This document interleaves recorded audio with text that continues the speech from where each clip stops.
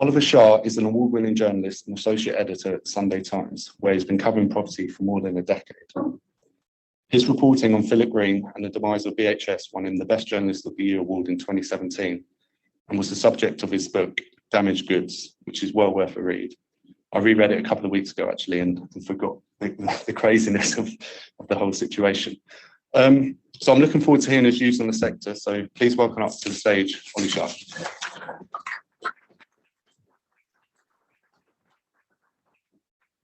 Thank you, Richard, for that kind introduction, and your comments on my book were a lot nicer than Philip's. You rang me quite a few times while I was writing and saying, "You do know no one's going to read this stupid effing book, don't you?" I did beg Penguin to put on the cover, but they wouldn't, sadly. So, as Richard mentioned, I'm associate editor at the Sunday Times, where I write the main business column. I also do a column for React News, looking at real estate specifically. I'm something of a REIT geek. I've been covering commercial property of all kinds, including listed companies, since I joined the Sunday Times in 2010. And there's a lot to talk about. It's not one of those moments where you have to rack your brains for material. There's lots of interesting things going on right now.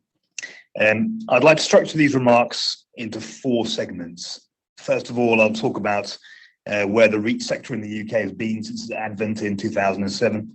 Then I'll look at what the future might hold. Following that, I'll say a few things about the rise of private capital, which is probably the single biggest theme in real estate over the period that I've been covering it. And I'll end with some comments on current direct market conditions. Suffice to say that given the state of the US office sector and the volume of debt that needs to be refinanced across Europe over the next 3 years, it's going to be a lively time. So to begin with, cast your mind back to the birth of the REIT era in the UK, the 1st of January 2007. That's when 9 property companies paid a one-off charge for REIT status. I'm going to assume everyone in this room knows how REITs work, but just for a very quick recap, companies pay 2% of their assets to the Treasury. In return, they're exempted from corporation tax forever. They have to pay out 90% of their earnings as dividends. I dug out a copy of the Sunday Times from the weekend of that big bang. It featured an interview with Stephen Hester, then Chief Executive of British Land, later to leave for a rather challenging job at RBS. The interviewer wrote that, obtrusive as it seems to outsiders, the REIT regime could prove a pivotal moment for many property companies. Hester said that if we can get ourselves well positioned, that's exciting to be involved in and to manage. Mind you, he also said, I don't believe we're about to see a market decline. Property people are supposed to be able to read cycles, and with hindsight, the absolute top of the market probably wasn't the best time to be paying a one-off conversion charge. Perhaps that was an omen, because it's my view that the REIT regime in the UK, despite the initial excitement, has had mixed results. On day one, there were 5 FTSE 100 REITs: Land Securities, British Land, Slough Estates, Hammerson, and Liberty International. Liberty split into Capital Shopping Centres, which later became the naffily named Into Properties and went bust, and Capital and Counties, which recently merged with Shaftesbury. Hammerson, as we all know, is a fraction of its 2007 size today, thanks to its concentration on retail. That leaves us with 3 surviving FTSE 100 REITs: Segro, formerly Slough Estates; Landsec, as it's now called, and British Land. In 2007, these 3 had a combined market cap of £23 billion. Today, they have a market cap of £18 billion. And I changed the order I mentioned them in intentionally: Segro first, then Landsec, then British Land, because the pecking order has changed dramatically. At the dawn of the REIT era, Slough Estates was valued at £3.7 billion. Today, it's almost £10 billion, and that's after a pretty savage sell-off in last year's tech rout. I'd like to look at the story of Segro, Landsec, and British Land, because I think it tells you a lot about REITs. We do share tips every year at the Sunday Times. In 2012, 2 years after I joined as property correspondent, I picked Segro. At the time, it was trading on almost a 50% discount to its net asset value. It had an unsexy image with all the David Brent connotations of Slough Estates, and it was still digesting the acquisition of Brixton, a smaller rival. David Slee had just taken over from Ian Cool and was knocking the portfolio into shape. Sunday Times readers don't always have the most sensitive bedside manner. One wrote in to say this tip was the worst of the decade. He accused me of having been swayed by beery trips to the rugby with Segro's PR people. As it turned out, it was a fairly decent tip.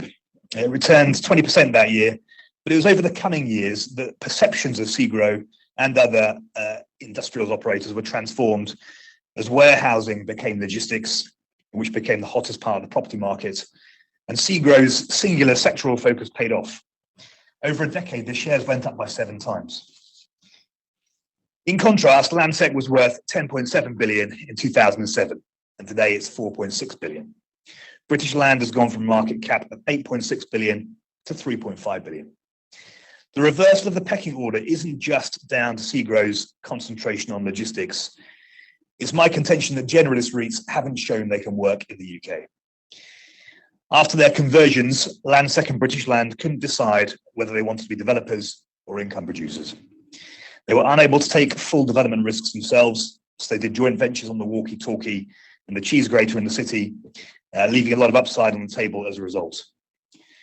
But it's on the income side where I think generalist REITs have really come a cropper.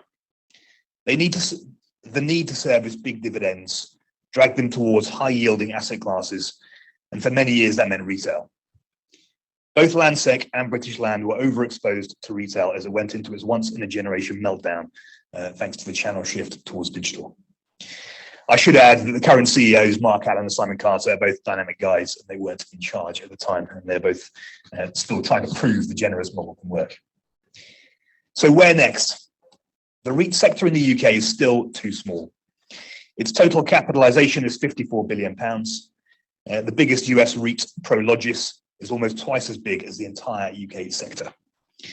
Real estate accounts for just 2.6% of the FTSE All-Share Index, while the 10 biggest corporate names, companies like Shell, AstraZeneca and HSBC, make up a whopping 41%. This has several implications. The first is that the sector is too small for generalist investors and analysts to bother with. There's not enough understanding of commercial real estate's unique characteristics among the fund managers who move big sums around, or the analysts whose research those fund managers read. The second implication, which flows from the first, is that UK REITs don't attract enough capital. That means they often trade at discounts to NAV, as Richard explored, and that makes it difficult to issue equity, which makes it difficult to do deals and grow. You can see the problem is in some ways circular. The answer to my mind is consolidation. Enlightened people in the industry have been banging on about this for some time, and it's finally starting to happen. I mentioned the merger between Capco and Shaftesbury. We've also had LXI and Secure Income, Workspace and Mackay, London Metric and Mucklow. These tie-ups, to my mind, are positive because they create bigger, more liquid groups that sit higher on investors' radars. There are also some economies of scale, and they're not as great as you might find in other industries.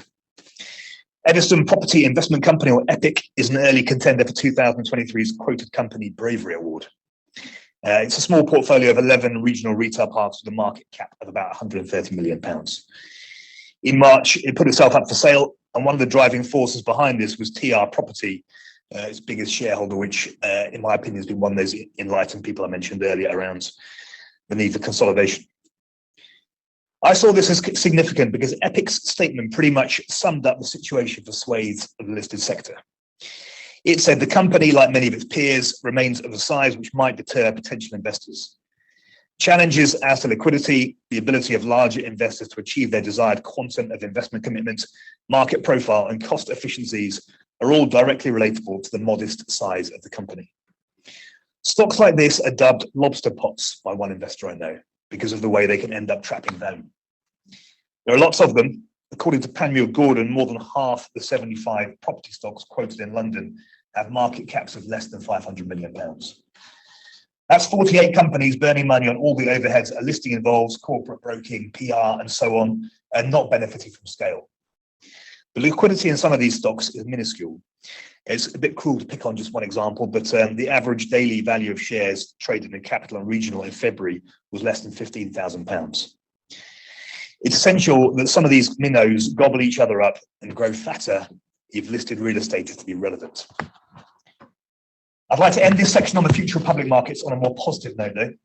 Look at the chaos unfolding in Sweden and compare that with the state of REITs in the UK. In Sweden, you have big quoted companies like SBB and Castellum in distress and selling assets to private equity too cheaply because they need the liquidity. They're where the UK's giants were in 2008 and 2009, shortly after REIT conversion. Back then, LTVs were in excess of 40%, and when valuations crashed, the likes of Landsec and British Land had to launch dilutive rights issues and sell trophy assets such as Trillium and Broadgate. Rob Knoll, who took over at Landsec after the bloodbath, explained to me a few years later, it was a forced sell of assets too late in the cycle. And what happens then is you end up selling gold quality buildings for bronze prices, when in fact, you should be doing the opposite. To my mind, that's absolutely right as a diagnosis. This time around, UK REITs are lowly geared and their balance sheets are in good shape. Landsec has sold properties such as its 21 Moorfields development in the city. It has access to £1.8 billion of cash and undrawn debt facilities. British Land has £2 billion. So there's a chance for once that UK REITs will be able to be opportunistic. There's going to be interesting stock thrown up in the direct market as refinancing pressures grow over the next few years, more of which in a moment. There are two big challenges for listed companies when it comes to taking advantage of this. One is that the public market has a lower appetite for leverage than private investors. Corporate LTVs above 40% are a no-no for PLC investors, whereas private equity firms are happy to gear up companies harder. REITs are trading on average discounts of about 16%. You would assume that makes issuing equity to fund acquisitions impossible. I'm not so sure on the latter point, though. The CEO of a big REIT said this to me recently about the idea of a rights issue at this point in the cycle. He said, if all your shareholders participate and you use the proceeds to buy something fantastic, that should still be accretive to returns. In this cycle, it will be important to look at it differently from the financial crisis, because in the financial crisis, all those equity raises were dilutive because they were just used to pay down debt of over-leveraged businesses. A little bit will depend on how the equity markets perceive new opportunities coming through. So there are two positives to note about REITs in this downturn versus the last one. They're financially robust and they're in positions where they might be able to capitalize on distress rather than falling victim to it.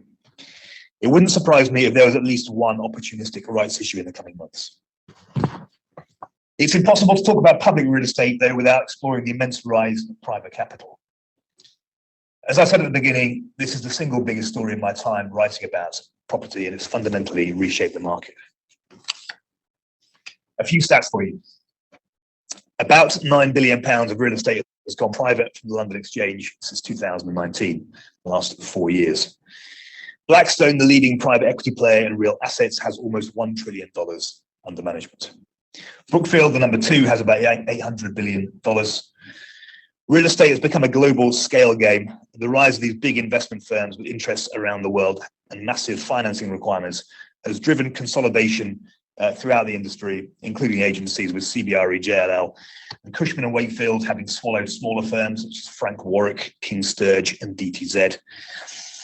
When I noted that in a column a few years ago, I mentioned how some nimble operators like BH2 in the city have been able to buck the trend, but even BH2 and the mighty Tony Gibbon are now part of the new market.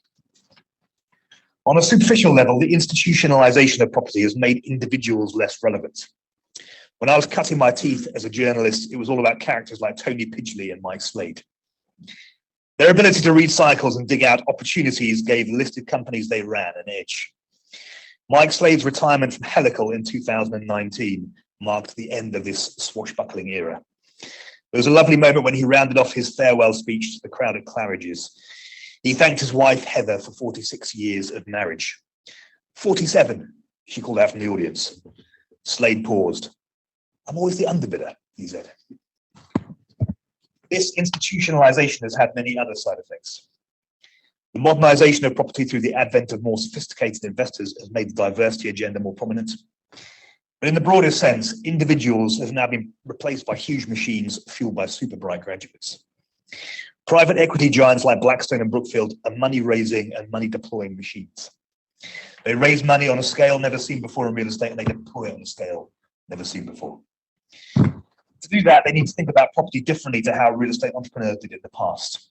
It's less about asset-by-asset opportunities and more about themes. John Gray, Blackstone's chief operating officer, summed up the thematic investing approach a few years ago when he described it as fishing in the right location. The example he gave was that if you went back to 2010 and you bought the best shopping centre on the market, and you got it for 10% below the asking price, and someone else bought a last mile logistics warehouse and paid 10% over the odds, it wouldn't have mattered. The shopping centre would have collapsed in value while the warehouse would have tripled. Whether that approach will work so well in the cycle we're entering now is an open question. Private equity firms benefited hugely on the fundraising side from low interest rates and QE, which sent pension funds and university endowments seeking higher returns from alternative assets. They also benefited hugely on the investing side because assets bought at scale could be financed cheaply and then rose on a tide of yield compression. I suspect that stock selection is going to come to the fore again in this cycle as inflation, higher borrowing costs, and environmental concerns create pockets of problems and opportunity. While logistics remains my favoured subsector and the only one where I'd invest my personal money at the moment, it's increasingly difficult to generalise about asset classes, and we'll talk about this in a panel we're going to do shortly. There will be opportunities across leisure, retail, and offices, and also plenty of pitfalls. That leads to my fourth and final pillar today, the direct market. I can say without exaggeration that the state of the direct market is more fascinating now than I've seen at any other point in my 13 years writing about real estate. And it's very tricky to call which way it goes. Let's try to take things in rough chronological order and start with COVID. The hollowing out of city centres by lockdowns was profound, and the work from home trend has become partially embedded in the form of flexible working, surprisingly, especially in the US, which you associate more with red-blooded behaviour by employers. Combined with environmental concerns, which I'll expand on, this is causing mayhem in the American office market, where stock is generally older and in worse repair than in the UK. Brookfield is a sharp operator, and it's been very interesting to watch it throw the keys back to lenders on more than a dozen office buildings over the past 3 months, mostly around Los Angeles and suburban Maryland, around Washington. The occupancy rate in these buildings was on average just 56%. I interviewed Bruce Flatt, Brookfield's CEO, recently, and he told me, if you have non-prime or old offices that people don't want to be in, it's not lower rent, it's no bid. In other words, as far as he saw it, there was no clearing price for the space currently, and it's unlettable. COVID obviously also finished off struggling high street retailers that were limping along. My friend Philip Green with Arcadia and the department store chain Debenhams. Calling the bottom for retail, as I know from having covered it for a long time, is dangerous. Many have been cut trying to catch that particular falling knife, and it will vary a lot from location to location. But I would note that in many off-the-record conversations I have with retail CEOs, the tone towards physical stores has changed in the past year or so. The mood is more constructive. While it's still true that most retailers are going to want fewer stores on average, the successful ones are going to want bigger stores in key locations. The likes of H&M, Next, and Zara are doubling or tripling the sizes of their best shops. And Landsec was betting on this when it bought more of the Blue Water shopping centre in Kent a couple of years ago. Mark Allen, its CEO, says he is more bullish than he's ever been on retail. We developed COVID into a period of ripping inflation, and after a lot of prevarication by the US Federal Reserve and the Bank of England, higher interest rates. I have a few observations on the broad economic impacts. It's very striking to me the degree to which at the moment consumers are keeping calm and carrying on spending, employment's holding up. They're held by savings, war chests built up during lockdowns, but they're also in okay financial health. Every bank CEO I see says there are very few warning signs flashing on their dashboards in terms of mortgage arrears, overdraft limits, and so on. And you can see that in the way that banks like NatWest have released provisions for bad debts. Employment remains strong, and so far remortgaging costs haven't caused major pain. Sadly, that suggests rates are going to have to go a little bit higher still in the UK, probably to 5% or just above, as the bank tries to cool inflation, activity and inflation. When we're thinking about real estate specifically, it makes sense, unfortunately, to start with Liz Truss and Kwasi Kwarteng's mini budget last October, which sent borrowing costs spiking. They've stayed slightly elevated since then, and turmoil in the US regional banking market after the collapses of SVB and Credit Suisse hasn't helped. Banks with less than $250 billion of assets, the level at which the strictest US regulations come into force, account for 80% of America's commercial real estate lending. So liquidity is getting tighter on that side of the Atlantic. In the UK, investment finance now costs at least 8% all in, and development finance 10%. That's 3 or 4 times what money cost a year ago. I mentioned the incredible yield compression of the last cycle. Think about the dynamics of trying to refinance an asset that's yielding 3% with money at 8%. Building values are going down, interest cover ratios are in breaching on occasion. Lenders probably want more conservative LTVs. The result is a funding gap that has to be filled with new equity or expensive mezzanine debt, unless the owner carries out a distressed sale. AEW Research has done some work putting numbers on the extent of the looming issue. Last September, it said there will be a 24 billion euro financing gap in the UK, France and Germany over the next few years. In January, it doubled that estimate to 51 billion euros. These refinancings, I think, are going to be a rolling thing rather than a big event. So we're going to have a gradual process of price discovery and the crystallization of another leg down in direct market pricing. When you add in the environmental regulations coming, which if government sticks to what it says it's going to do, they're going to make it illegal to rent out buildings with an EPC rating of less than B by 2030. And you can see there's potential for pockets of distress. I actually wonder whether the government's going to end up doing a U-turn on EPC ratings or massaging the deadline in some way, because it could cause fairly widespread problems. But the market is ahead of ministers. Blue chip tenants and investors are already demanding the highest energy performance ratings on buildings. So either way, stock is going to continue to polarize. Some analysts have compared this real estate correction to 2007. In my opinion, that's wrong. The key difference, at least in the UK, is the resilience of the banking system and lower leverage. In the financial crisis, the stricken state of RBS and Lloyds, which was forced to take over HBOS, meant there was huge pressure on borrowers to work out situations quickly. Borrowers like Ardeshir and Nag Shinny, who owned Centrepoint by Tottenham Court Road, were pushed out of equity positions and had their assets sold quickly. This time, there are signs that lenders are taking a more consensual approach. Although interest rates are going up, whereas after 2007 they were obviously going down, banks themselves are under less stress. Another difference is the rise of alternative lenders. Whereas in 2007 most real estate debt lay with RBS, Lloyds and the German banks, specialist debt funds have now overtaken traditional lenders and account for 38% of the market, according to Bayes Business School. The read across is not necessarily that these funds will be more aggressive. Actually, their deep understanding of the operational elements of real estate could mean they're more patient with borrowers. They'll certainly be more pragmatic. My cousins at React News have reported on this distressed situation at 1 Portsoken Street in the city, where Nuveen, a specialist fund, has been relatively tentative as a junior lender, even though the LTV has shot up to 88%. To summarize then, this is a time of phenomenal uncertainty. There's going to be disruption, and while it won't be as all-encompassing as it was in the last crash, there'll be pockets of phenomenal opportunity.